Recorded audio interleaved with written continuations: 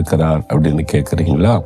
மத்தேயு 6:33 முதலாவது தேவனுடைய ராஜ்யத்தையும் அவருடைய நீதியும் தேடுங்கள்.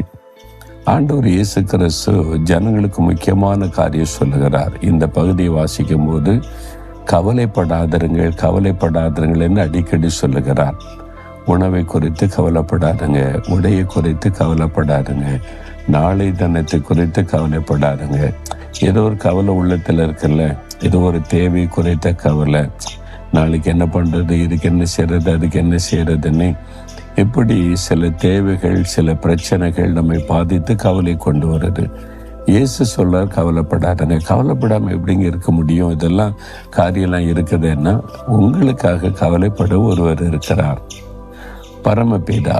அவர் உங்கள் மீது கவலைப்படுகிற அக்கறை உள்ள ஒரு தேவன்.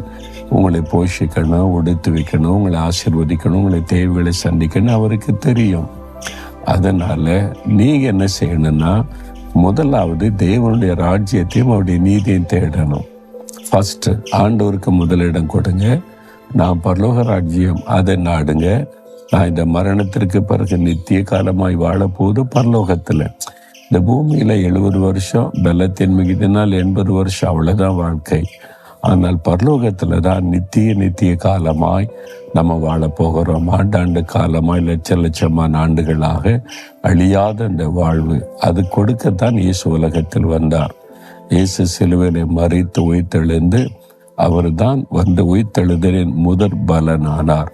நாமும் இயேசுவை தேடி முதலாவது அவருடைய ராஜ்யத்துக்குரிய பிள்ளைகளாக மாறிட்டா மரணத்திற்கு பிறகு ஒரு மகிமையான சரீரம் இயேசுடைய வருகைக்கு பிறகு நமக்கு கொடுக்கப்பட்டு இயேசுவோட நித்திய காலமாய் வாழுவோம். அதைத்தான் தேட சொல்லுங்க. முதலாவது தேவனுடைய ராஜ்யத்தை தேடுங்க. பரலோக ராஜ்யத்தில் ஒரு பெரிய புஸ்தகம் இருக்கிறது, ஜீவ புஸ்தகம்.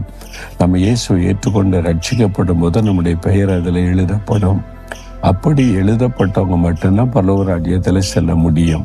அதைத்தான் ஆண்டவர் சொல்லுகிறார், அந்த ராஜ்யத்தை தேடுங்க, அதில் உங்களுடைய பெயர் இருக்கிறதா என்பதில் கவனம் செலுத்துங்க, மற்றதெல்லாம் கூட கொடுக்கப்படும் சொல்றார்.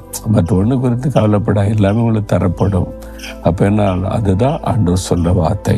அப்போ நீங்கள் எதை குறித்து கவலைப்படணும்? நான் ரட்சிக்கப்படணும், பரலோக ராஜ்யத்துக்கு போகணும், என் பெயர் ஜீவ புஸ்தகத்தில் இருக்கணும், அதை குறித்து தான் கவலைப்படணும். வேற ஒன்று குறித்து கவலைப்படாதுங்க. இதெல்லாம் ஆண்டவர் உங்களுக்கு தருவார். இன்னைக்கு உங்களுக்கு என்ன தேவை இருக்கு, கர்த்தர் தருவார். நாளைக்கு என்ன தேவை, அதை அவர் சந்திப்பார். எதிர்காலம் அவருடைய கையில் இருக்குது. அவர் ஆசீர்வாதமாக நடத்துவார். எதுக்கு கவலைப்படணும்? எல்லா கவலைகளும்